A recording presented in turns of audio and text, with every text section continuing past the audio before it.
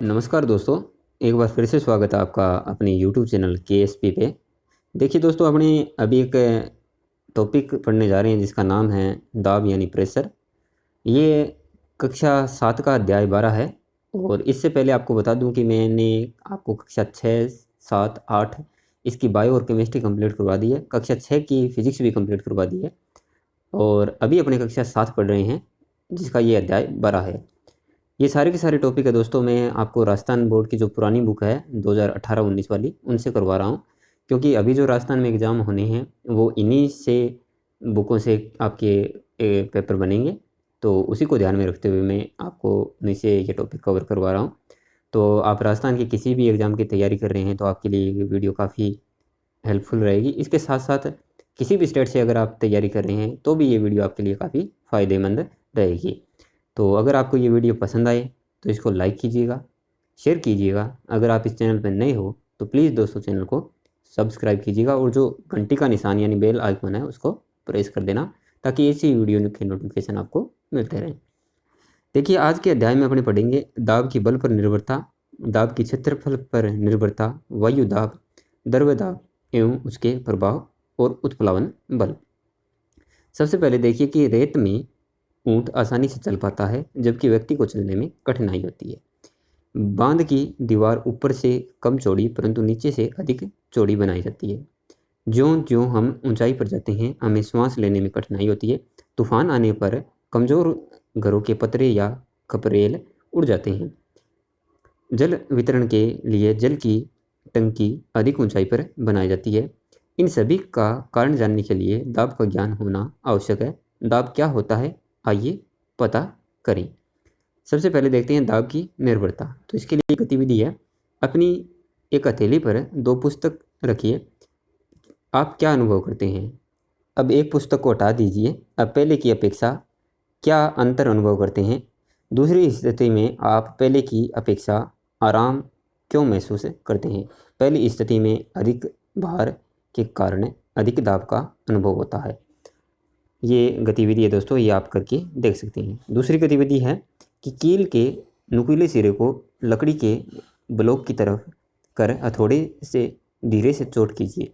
धीरे से चोट करने पर कील लकड़ी के ब्लॉक में नहीं धंसती है। उसी हथौड़े से अब कील पर जोर से चोट कीजिए। अब कील लकड़ी के ब्लॉक में क्यों धंस जाती है? जोर से चोट मारने पर अधिक बल लगता है जिसके कारण वस्तु पर अधिक दाब लगता है। उपयुक्त दोनों गतिविधियों से स्पष्ट होता है कि दाब का मान लगाए गए बल पर निर्भर करता है। समान क्षेत्रफल पर कार्यरत बल अलग अलग है, तब वस्तु पर लगाया गया दाब भी अलग अलग है। किसी वस्तु पर लगाया गया दाब वस्तु पर आरोपित बल पर निर्भर करता है। यानी जो दाब है दोस्तों, ये बल पर निर्भर करता है। आगे इसका फॉर्मूला भी पढ़ेंगे, उसमें भी आप समझ जाओगे अच्छे से। तो इसको आप अपने नोट्स में अच्छे से नोट कीजिएगा। अब देखते हैं दाब की क्षेत्रफल पर निर्भरता। दाब किस प्रकार क्षेत्रफल पर निर्भर करता है, आइए एक गतिविधि द्वारा पता करें। इसके लिए गतिविधि है कि हवा में भरे हुए दो गुब्बारे लीजिए। एक गुब्बारे को ओलपिन के चपटे सिरे से चित्र 12.2 ए के अनुसार फोड़िए एवं दूसरे गुब्बारे को उसी आलपिन के नुकीले सिरे से चित्र 12.2 ब के अनुसार फोड़िए। कौन सी स्थिति में गुब्बारा फोड़ना आसान रहा, यह आप गतिविधि करके देख सकते हैं। तो चौथी एक गतिविधि हो रहा है कि एक ईंट को चित्र 12.3 के ए के अनुसार एक स्पंज पर रखिए। अब इस ईंट को चित्र 12.3 ब के अनुसार स्पंज पर खड़ा रखिए। दोनों ही स्थिति में स्पंज पर लगाए गए भार या बल का मान समान है। फिर भी हम देखते हैं कि ईंट को खड़ी रखने पर स्पंज अधिक दबता है।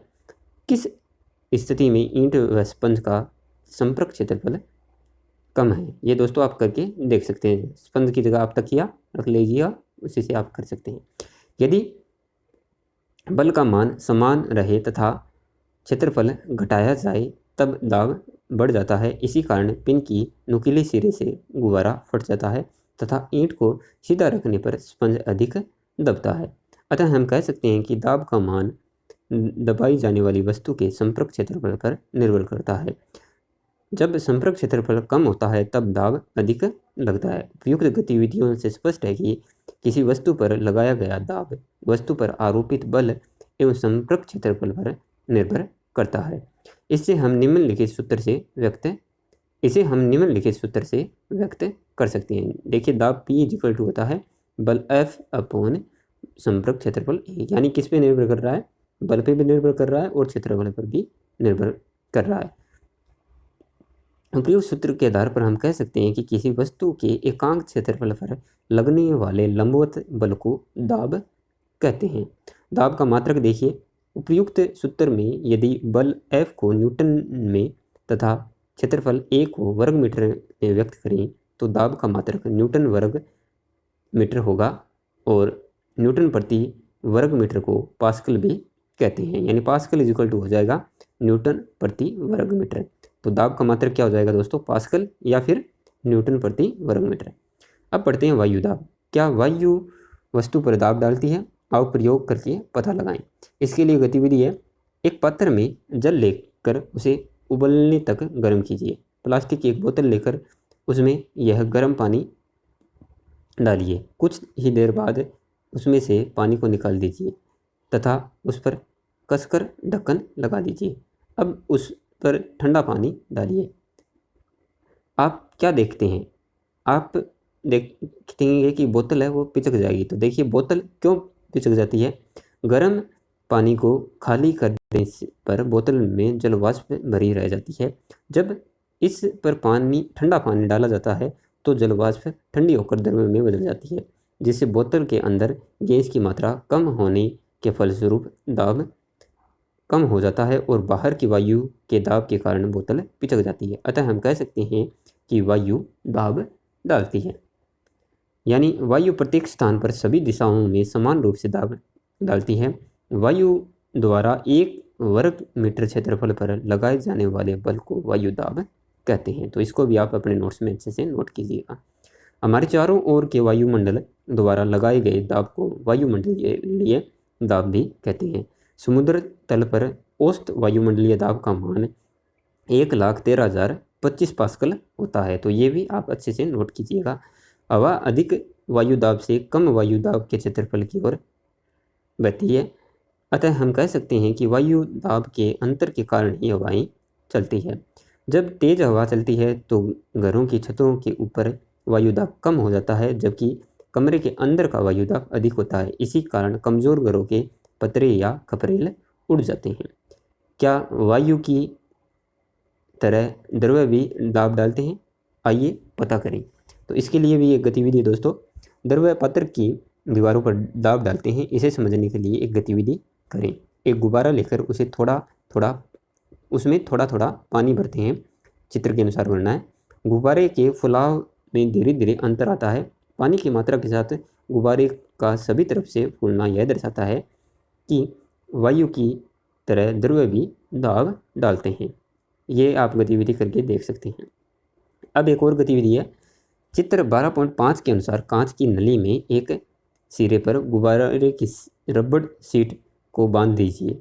नली को अंशतः जल से भरिए। इससे गुब्बारे पर दाब लगता है तथा वह कुछ फूल जाता है। अब नली में जल की ऊंचाई बढ़ाने पर हम देखते हैं कि गुब्बारा अधिक फूलता है। अतः हम कह सकते हैं कि द्रव्य की स्तंभ की ऊंचाई बढ़ने पर द्रव्य का दाब भी बढ़ जाता है। ये गतिविधि भी आप करके देख सकते हैं इस चित्र के अनुसार। एक और गतिविधि है दोस्तों। प्लास्टिक की एक बोतल को पानी से भर लीजिए। इस पर एक ही ऊंचाई पर चित्र 12.6 के अनुसार ABC पर सुइयों से छेद कीजिए। इन छेदों को टेप से बंद कर दीजिए। छेद A को खोलने पर 1 मिनट में बाहर आने वाले पानी की मात्रा को नापना गिलास में एकत्रित कर माप लीजिए। इसी प्रक्रिया को छिद्र B व छिद्र C के साथ दोहराएं। देखिए कि तीनों छिद्रों से बाहर निकले पानी की मात्रा बराबर है। अतः स्पष्ट है कि एक ही क्षैतिज पर स्थित बिंदुओं पर जल दाब का मान बराबर होता है। तो ये गतिविधि भी आप करके देख सकते हैं। गतिविधि दूसरी एक और 9वीं कि प्लास्टिक की एक बोतल को लेकर चित्र 12.7 के अनुसार अलग अलग ऊंचाइयों पर समान आकार के 3 छेद ABC करके टेप से बंद कर लीजिए। बोतल को पानी से पूरा भरकर स्टूल पर रख दीजिए। तीनों छेदों को एक साथ खोलकर उनसे निकलने वाले जल का अवलोकन कीजिए। किस छेद से जल अधिक दूरी पर गिरता है? छेद ए के ऊपर जल स्तंभ की ऊंचाई कम है, अर्थात सतह से गहराई कम है, जबकि सी छेद के ऊपर जल स्तंभ की ऊंचाई अधिक है, जिस कारण ए पर दाब कम लगने के कारण जल कम दूरी पर गिरता है, एवं छेद सी पर अधिक दाब लगने के कारण जल अधिक दूरी पर गिरता है। तो कह सकते हैं कि गहराई के बढ़ने के साथ साथ द्रव्य का दाब भी बढ़ता है। ये चित्र के अनुसार आप ये गतिविधि भी देख सकते हैं। अब नेक्स्ट टॉपिक अपना उत्प्लावन बल। क्या वस्तुओं का हवा में बाहर तथा पानी में बाहर समान होता है? आओ पता लगाएं। एक पत्थर लीजिए, उसे हाथ से पकड़कर पानी में डुबोइए। अब इसे पानी से धीरे धीरे बाहर लाइए। आप क्या अनुभव करते हैं? आप पाएंगे कि हाथ से में पकड़ा पत्थर जब तक जल में रहता है तब तक इसका भार कम प्रतीत होता है, परंतु जल से बाहर निकालते निकालते उसका भार अधिक प्रतीत होता है। इससे यह पता लगता है कि जब वस्तु जल के भीतर होती है तब उस पर ऊपर की ओर एक बल कार्य करता है। इसी प्रकार जब आप पानी में तैरते हैं तो आपको अपना शरीर हल्का प्रतीत होता है। तो ये गतिविधि भी आप करके देख सकते हैं। अतः कह सकते हैं कि तरल में डूबी हुई वस्तुओं पर ऊपर की ओर एक बल कार्य करता है, जिसे उत्प्लावन बल कहते हैं। तरल पदार्थों का यह गुण उत्प्लावकता कहलाती है। नेक्स्ट गतिविधि है, एक पत्थर लीजिए, उसे धागे के कमानीदार तुल्ला पर चित्र 12.9 ए के अनुसार बांधकर इसके भार W का मान तुल्ला के पैमाने से ज्ञात कीजिए। अब इसे जल से भरे पात्र में रखिए। जल में भरे भार W का मान तुल्ला से ज्ञात कीजिए। वस्तु की हवा में भार W में से वस्तु के पानी के भार W' को घटाकर वस्तु के भार में कमी ज्ञात कीजिए। अब चित्र 12.9 ब में दर्शाए अनुसार हटाए गए या विस्थापित जल को एक मापना गिलास में एकत्रित कर लीजिए। इस हटाए गए जल का भार ज्ञात कीजिए। आप पाएंगे कि वस्तु द्वारा विस्थापित जल का भार वस्तु के भार में कमी W- के बराबर होता है। यह मान वस्तु पर लगाए गए उत्प्लावन बल के बराबर होता है। तो ये गतिविधि भी दोस्तों आप करके देख सकते हैं। थोड़ा सा वीडियो में ये चित्र साथ में नहीं आ रहा था, तो आप थोड़ा सा वीडियो को पॉज करके भी इसको समझ सकते हैं। यानी उत्प्लावन बल है दोस्तों, ये वस्तु द्वारा हटाए गए द्रव्य के भार के बराबर होता है दोस्तों। यह भी जाने तो दोस्तों ये जो अभी जो है बातें ये आप अच्छे से नोट कीजिएगा, अच्छे से समझिएगा, क्योंकि अक्सर एग्जाम में क्वेश्चन से आपको देखने को मिलता है। देखिए, इस अध्याय में दाब के बारे में की गई विस्तृत चर्चा के आधार पर आप यह समझ सकते हैं कि कंधे पर लटकाने वाले स्कूल बैग की पट्टियाँ चौड़ी बनाई जाती है ताकि कंधों पर कम दाब लगे, और रेत में ऊँट आसानी से चल पाता है, जबकि व्यक्ति को रेत में चलने में कठिनाई होती है, क्योंकि ऊँट के पैर का क्षेत्रफल अधिक होने के कारण कम दाब लगता है और उसके पैर रेत में नहीं धंसते हैं। तीसरा पॉइंट देखिए, गहराई में द्रव्य का दाब अधिक होता है। इस अधिक दाब को सहन करने के लिए बांध की दीवार ऊपर की अपेक्षा नीचे से अधिक चौड़ी बनाई जाती है, और जो हम ऊंचाई पर जाते हैं तो वायु दाब कम हो जाता है। इसी कारण ऊंचाई पर हमें सांस लेने में कठिनाई होती है। जल वितरण के लिए जल की टंकी अधिक ऊंचाई पर बनाई जाती है ताकि अधिक दाब के कारण जल का वितरण ऊंचाई पर स्थित स्थानों पर भी हो सके। इसके साथ साथ छठा देखिए, वायुमंडल की वायु मनुष्य के शरीर पर इतना अधिक दाब डालती है कि शरीर पर लगभग 15,000 किलोग्राम भार बल लगता है। ऐसा होने पर भी हमारा शरीर नहीं पिचकता है, क्योंकि शरीर के अंदर का दाब वायु दाब को संतुलित कर देता है।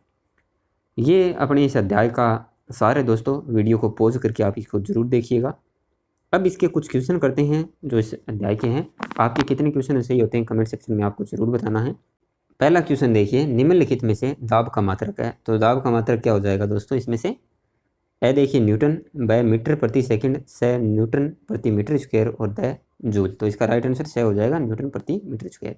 द्रव्य के स्तंभ की ऊंचाई बढ़ने पर दाब होता है, तो दाब का मान क्या होता है दोस्तों, ऊंचाई बढ़ने पर कम होता है, तो इसका राइट आंसर ए हो जाएगा। कमानीदार तुला से मापन होता है, तो किसका होता है दोस्तों, भार का मापन होता है, तो इसका राइट आंसर ब हो जाएगा, भार का।